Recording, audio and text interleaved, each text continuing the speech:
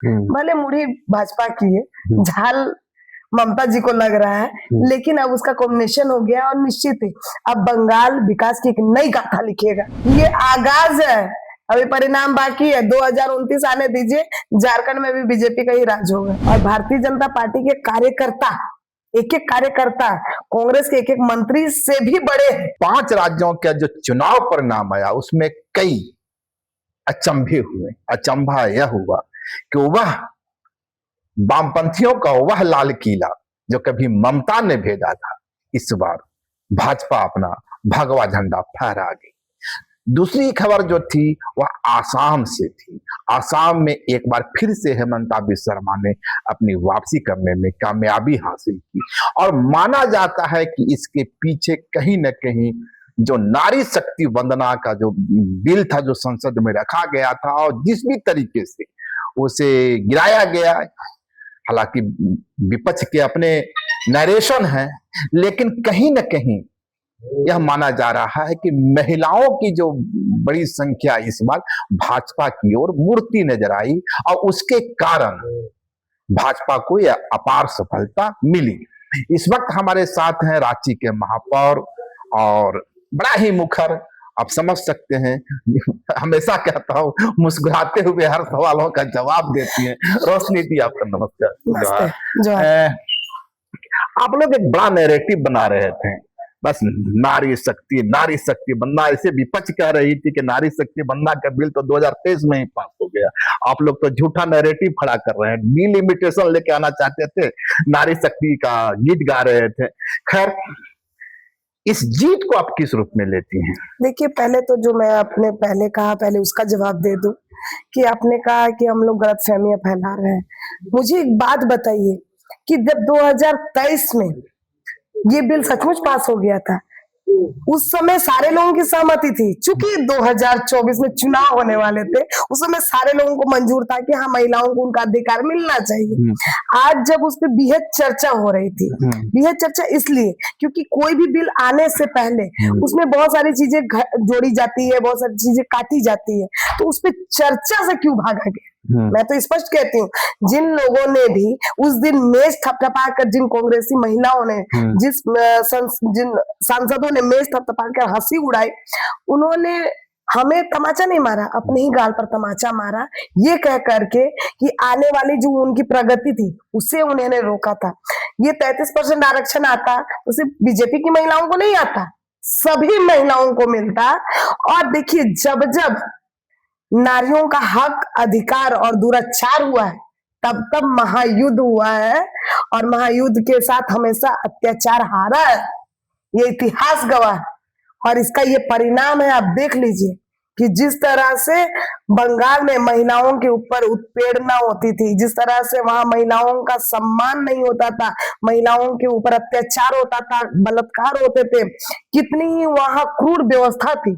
ये प्रहार है, ये पतन है क्रूर व्यवस्था का, ये पतन है महिलाओं का अपमान का, ये बदला है कि जिस तरह से वहां पर नारी शक्ति उभर करके आई है और एक एक घर से कैसे महिलाएं निकल करके अपने सम्मान के लिए निकल करके आई हैं और उन्होंने जो पहले से चलता आ रहा है क्रूर शासन व्यवस्था, उसका पतन करने का कार्य किया है। और महिलाओं ने चुना है विकास की धारा को, महिलाओं ने चुना है आने वाले दिनों में अपनी सुरक्षा को।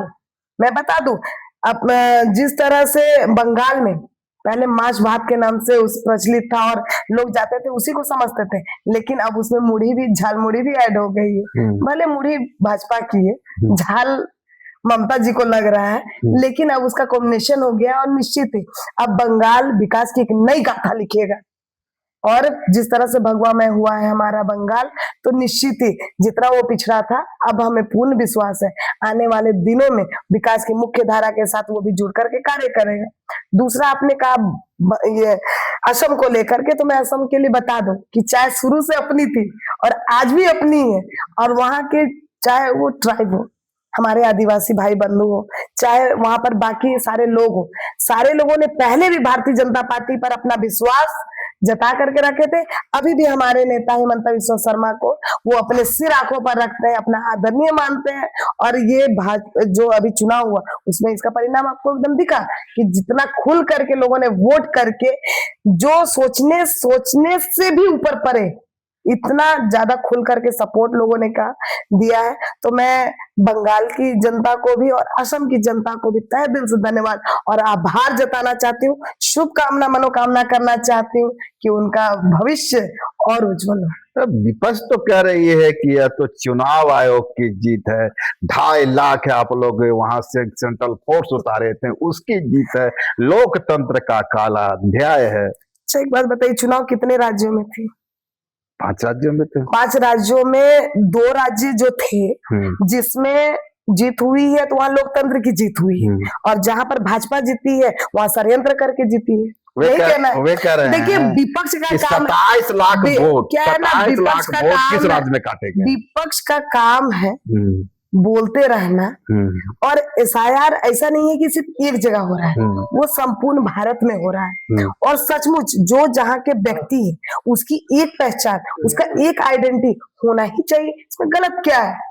लेकिन उसको आधार बना के, वही तो मैंने कहा कि जब 5 राज्यों में चुनाव चल रहा था तो 2 राज्यों में चूंकि बीजेपी नहीं जीती इसलिए वहां पर लोकतंत्र जीता, और जहां पर 3 राज्यों में चूंकि भाजपा जीत गई है तो वहां पर षड्यंत्र हुआ है। क्या है ना कि कांग्रेसियों को ना, और ये जो गठबंधन की सरकार है ना, उसको मुद्दा नहीं मिलता है, तब इसी तरह का नैरेटिव फैलाते रहते हैं और उनका काम है यही करना। तो मैं उनको बता दूं कि ये आगाज है, अभी परिणाम बाकी है। 2029 आने दीजिए, झारखंड में भी बीजेपी का ही राज होगा। कांग्रेस ने कल अपना जेटो जॉम बड़ा कमेटी बनाया है, कम से कम 250 से 300 लोग की कमेटी बनी है स्टेट लेवल पर। लगता नहीं कि 2029 की तैयारी कांग्रेस बहुत जमकर कर रही है? करनी ही चाहिए उनको, क्योंकि क्या है ना कि जो बच्चे रोज नहीं पढ़ते हैं उनको एक ही दिन तैयारी करनी पड़ती है, और भारतीय जनता पार्टी के कार्यकर्ता, एक एक कार्यकर्ता कांग्रेस के एक एक मंत्री से भी बड़े हैं और उनसे ज्यादा कर्मठ है। इसलिए क्योंकि भारतीय जनता पार्टी परिवार के एक एक कार्यकर्ता रोज पढ़ते हैं, रोज अपना कार्य करते हैं। हम लोग दम करके कोई चीज नहीं रखते हैं कि हम लोग दम करके रखेंगे और चुनाव से पहले या एग्जाम से पहले हमें पढ़ाई करना है या एग्जाम से पहले हमें कार्य करना। हम लोग हर रोज कार्य करते हैं, हम लोग हर रोज जनता के बीच में जाते हैं और अंतिम व्यक्ति तक कैसे उसकी मूलभूत सुविधाएं पहुंच सके उसके लिए कार्य करते हैं। इसलिए उनको तैयारी सचमुच बहुत बेहद स्तर से करनी चाहिए। मैं तो उन्हें भी शुभकामनाएं देती हूँ कि और जोर से तैयारियां कीजिए। शुभकामना, मैं तैयारी के लिए उन्हें शुभकामनाएं दे रही हूँ कि आप और जोर से तैयारी कीजिए, क्योंकि बंगाल में देख लिया आप लोगों ने नतीजा, आने वाले दिनों में झारखंड में भी आप लोगों की यही स्थिति। बस इसी मुद्दे पर मैं आ रहा था। अभी झारखंड को देखे, एक तरफ बिहार भगवा में, इधर देखे छत्तीसगढ़ भगवा में, उधर उड़ीसा भगवा में, बंगाल तो फिर आपने फतह कर ही लिया, चाहे जिस तरीके से भी किया हो। अभी भी आपको संदेह, विपक्ष का संदेह है, विपक्ष का संदेह रहता है, वो बोलते रहता है। कहा जाता है कि बस हेमंत की सत्ता अब एक कदम दूर है, हमने एक कदम भाजपा और बढ़ गई है झारखंड की। मैंने तो कहा अभी आपको कि वो दिन दूर नहीं, ये आगाज है, अभी परिणाम बाकी है, हमें इंतजार है 2029 का, और आप निश्चिंत रहे 2029 में भारतीय जनता पार्टी अपनी झारखंड में भी सरकार बना रही है। हेमंत सोरेन ने एक नया कार्ड खेला है, यह कास्ट सेंसस चल रहा है, और इधर उन्होंने सरना धर्म कोड के लिए पीएम राष्ट्रपति महोदया राज्यपाल को एक पत्र लिख दिया। क्या है ना, जब अपनी करनी से लोग हार जाते हैं तो इसी तरह का कार्ड वो लोग फेंकते हैं और इसी तरह का दिग्भ्रमित करने का प्रयास करते हैं, है ना। तो आप निश्चिंत रहें, इन सारी चीजों का कोई परिणाम नहीं होगा। भारतीय जनता पार्टी परिवार के लोग हर रोज लगते हैं, जनता के बीच में जानते हैं।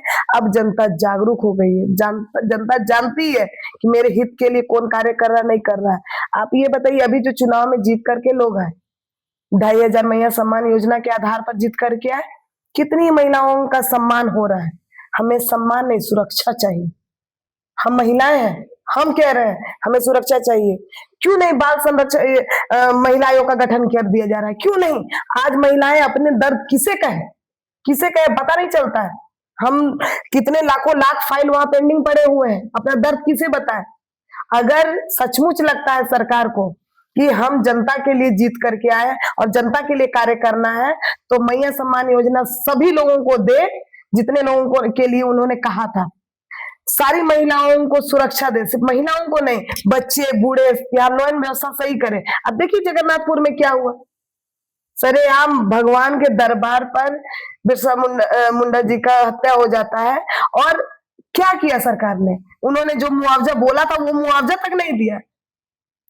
तो मैं ये पूछना चाहती हूँ, यही मुख्यमंत्री है जो असम घूम रहे थे और बंगाल घूम रहे थे, एक दिन भी बिरसा मुंडा के घूमने के लिए गए क्या, देखने के लिए गए क्या, उसका परिवार कैसा है?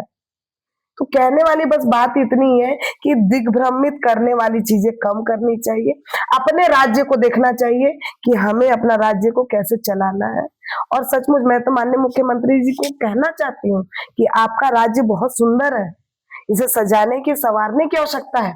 तो यहाँ पर जिस तरह का आज उन्होंने एक पेपर में आया था, मैंने देखा, उन्होंने कह रहे थे कि बिजली पानी को लेकर के वो सजग हो रहे हैं, तो सचमुच सजग होने की आवश्यकता है, क्योंकि आने वाले दिनों में आप देखिए बरसात आने वाला है, अगर सजगता नहीं दिखेगी तो पूरे राजधानी सहित झारखंड पानी में डूबेगा और हम लोग मूक दर्शक बन के देखते रहेंगे, तो उस समय बाकी के राज्य बचाने के लिए नहीं आएंगे। उस समय यही मुख्यमंत्री जी को काम करना पड़ेगा और हम लोग को काम करना पड़ेगा। तो तालमेल बैठा करके बढ़िया से कैसे अपनी राजधानी चमके, कैसे सुंदर हो, स्वच्छ हो, और कैसे हम लोग राजधानी को नंबर 1 बना सके, उसके लिए दोनों को मिलकर प्रयास करना है। मैं झुकने के लिए तैयार हूँ, माननीय मुख्यमंत्री जी को भी आगे हाथ बढ़ाना पड़ेगा और हम लोग मिल करके सचमुच राजधानी को सुंदर बनाएंगे, जैसे अपने 53 पार्षद मिल करके हम लोग कार्य कर रहे हैं, बिल्कुल उसी तरह। आपने जगन्नाथपुर मंदिर की चर्चा की, इसी राजधानी रांची में सरना सनातन एक का नारा भी लगता है, आप भी लगाती हैं। कुछ लोग कह रहे हैं कि सरना सनातन एक, ये जो तमाम मंदिर हैं उसके ट्रस्ट में कोई आदिवासी नहीं। ट्रस्ट बनाने वाली मैं नहीं, जिला प्रशासन इसे देख रहे हैं और इसके मुखिया माननीय मुख्यमंत्री जी डीसी हैं, ये माइक लगा करके उनसे पूछिए कि क्या हो रहा है। जिस राजधानी में या जिस झारखंड की हम लोग कल्पना परिकल्पना करते हैं, वहां बड़े बड़े जितने धरोहर है, जो भी मंदिरें हैं, उसका मेन ट्रस्टी कौन होता है? जिला प्रशासन होता है। उसे देखने वाला व्यक्ति कौन होता है? डीसी होते हैं। उसका न्यास बोर्ड का अध्यक्ष कौन होता है? माननीय मुख्यमंत्री जी होते हैं। क्यों नहीं इस पर पहल कर रहे हैं? ये सवाल आप गलत जगह पूछ रहे हैं, ये सवाल आपको माननीय मुख्यमंत्री आप मानती हैं कि मंदिर के ट्रस्टों में मंदिर में समाज के सभी समाज के लोगों को होना चाहिए, होना ही चाहिए। आप पहाड़ी मंदिर की बातें करते हैं, पहाड़ी मंदिर में आज भी आदिवासी अपना झंडा लगाते हैं, जाकर के देखिए वहां। चाहे आप जगन्नाथपुर मंदिर देख लीजिए, वहां भी आदिवासी झंडा लगाते हैं। हम लोगों ने तो कभी बाइफरकेट नहीं किया है, लेकिन यहाँ की जो अभी वर्तमान में सरकार है वो ऐसा क्यों कर रही है, उन्हें बताने की आवश्यकता है। पहाड़ी मंदिर के जो दान पेटी, जो दान आता है, उसमें भी अव्यवस्था या कुव्यवस्था की शिकायतें आ रही है, कुछ प्रदर्शन। देखिए, इसमें मैं तो यही कहूंगी कि जिला प्रशासन को इसमें विशेष रूप से ध्यान देनी चाहिए। जो भी इसके ट्रस्टी हैं उनको उस पर ध्यान देने की आवश्यकता है। पहले तो अपने मूल धरोहर को बचाने की आवश्यकता है। आज जगन्नाथपुर मंदिर देख लीजिए, चाहे आप पहाड़ी मंदिर देख लीजिए, इसकी रख रखाव से लेकर के सारी व्यवस्था, सिर्फ दान पेटी में क्या आ रहा है उस पर ध्यान नहीं रहना चाहिए। ये ध्यान होना चाहिए कि जो हमारी पहचान है उसका क्या हो रहा है, उसे देखने वाला व्यक्ति क्या है और वो कैसे सुंदर होगा, अच्छा होगा, ताकि उसे देखने वाले सारे लोग, जो भी पर्यटक आए, वो गर्व करे कि मैं झारखंड आया हूँ, मैं राजधानी आया हूँ और ये झारखंड की धरोहर। तो पहले उस पर ध्यान देने की आवश्यकता है। पहाड़ी मंदिर में कौन ट्रस्टी रहेगा नहीं रहेगा ये उनका डिसीजन है, तो वो करे, लेकिन उससे भी ज्यादा इन धरोहरों को सुंदर और अच्छा बनाने के लिए, सौंदर्यीकरण करने के लिए क्या पहल हो रही है ये भी जानने की आवश्यकता। एक लास्ट सवाल होगा, आप मेयर थी तो बड़ी बड़े वादे कर रही थी, हम लोग मैं प्रत्याशी थी तब की बात कर रहा हूँ। अब जब मेयर की कुर्सी मिली है, फाइनेंशियल क्राइसिस या आर्थिक चुनौतियों का सामना करना पड़ रहा है, तमाम वादों को फुलफिल करने। देखिए, अभी आए हुए 45 दिन ही हुए, 45 दिन भी लगभग नहीं हुए हैं अभी, और फिर भी आप देख रहे होंगे कि हम लोगों ने लगभग कार्य शुरू कर दिए हैं। कितनी ही योजनाओं का शिलान्यास वगैरह हम लोग कर रहे हैं, आप देख रहे होंगे। कई पुस्तकालय का किया, रैन बसेरा, ये जो आश्रय गृह है उसका कर रहे हैं हम लोग। बहुत जगह हम लोग वेंडर जोन बना रहे हैं, उसके लिए मार्केट का भी हम लोगों ने शिलान्यास किया। तालाबों का सौंदर्यीकरण के कर रहे हैं हम लोग। तो अभी मैं आपको बता दूं कि अभी आए हुए हम लोगों को लगभग 1 से 1.5 महीना हुआ है। इस बीच में पानी से कैसे निजात दे सके उसके लिए बहुत सारे टैंकर की भी खरीदारी की गई है और बाकी सारी व्यवस्था हम लोग कर रहे हैं। तो हम लोग अपने स्तर से, मैं आपको बता दूं, पैसा की जब कमी हो रही थी तो CSR फंड से हम लोगों ने CCL से जो तालाबों को सफाई कराने वाली मशीन भी हम लोगों ने मंगाया है। तो हम लोग सिर्फ सरकार के भरोसे भी नहीं है, हम लोग यहाँ वहां से भी CSR मद से या फिर बाकी सांसद कोष से या और भी जगहों से हम लोग प्रयास कर रहे हैं कि नगर का कैसे विकास कर सके। आपका एक प्रसिद्ध नारा था, रांची को इंदौर बनाऊंगा। मैं प्रयास तो अभी आए वो कितने दिन हुए? मैं उसी एक महीने में आप क्या चाहते हैं? कौन सी जादू की छड़ी है घूम जाएगी और इंदौर बन जाएगा? उसके लिए आपको भी उतना ही प्रयास करना है, मुझे उतना ही प्रयास करना है। और साफ सफाई की जहां तक बात रही, तो साफ सफाई के लिए वो अपने व्यवहार में लाना पड़ेगा और यहाँ की जनता को हम लोग जागरूक करने के लिए लगातार हम लोग प्रयास कर रहे हैं ताकि जनता जागरूक होकर के, अभी भी है जागरूक, ऐसे नहीं जनता नहीं है जागरूक, लेकिन कुछ व्यवस्था अव्यवस्था के कारण ये दिक्कतें आ रही हैं। हमने जो डंपिंग जो करते हैं, जो कचरा का उठाव करते हैं, ऐसी कंपनी के साथ भी हम लोग जल्दी ही बैठक करने वाले हैं। और मैंने तो स्ट्रिक्टली कहा है कि अगर कचरा उठा सकते हो तो काम करो, नहीं तो निगम सक्षम है अपने 53 वार्ड को साफ करने के लिए। तो हम लोगों ने स्ट्रिक्टली कदम उठा रहे हैं और हम लोग निश्चित ही साफ सफाई से लेकर के एक एक चीजों को सुव्यवस्थित करने का प्रयास कर रहे हैं। लेकिन चूंकि अभी 1 महीना ही हुआ है, उस बीच में हम लोग आधा समय सिर्फ पानी में चला गया और उससे भी ज्यादा समय हम लोगों का त्योहारों में बीत गया जिसमें विशेष व्यवस्था हो रही है। उसके अलावा जो महानगरों में बड़े बड़े आयोजन हो रहे हैं उसमें भी हमारा एफर्ट लग रहा है। तो समय देखिए, आप कोई भी सरकार आती है तो उससे साल, 1.5 साल, 2 साल बाद ये सवाल करते हैं, लेकिन चूंकि ये नगर निगम है तो आप पहले ही 1 महीना में ही सवाल कर रहे हैं, तो अभी उसके लिए थोड़ा सा आप अर्ली है, थोड़ा इंतजार कीजिए, जल्दी आपको इसका जवाब मिलेगा। आपको भी लगेगा कि हमारी रांची राजधानी बदल रही है। चलिए, तो ये थे हमारे साथ रोशनी खलको जी, जो आश्वस्त हैं कि आने वाले दिनों में रांची इंदौर की तरह सजेगा।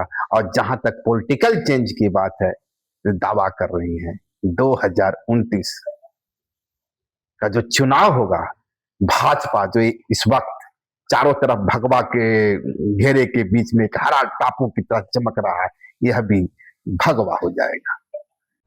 लाइव लगातार के वीडियो को लाइक करें, सब्सक्राइब करें और बेल आइकन को दबाना न भूलें।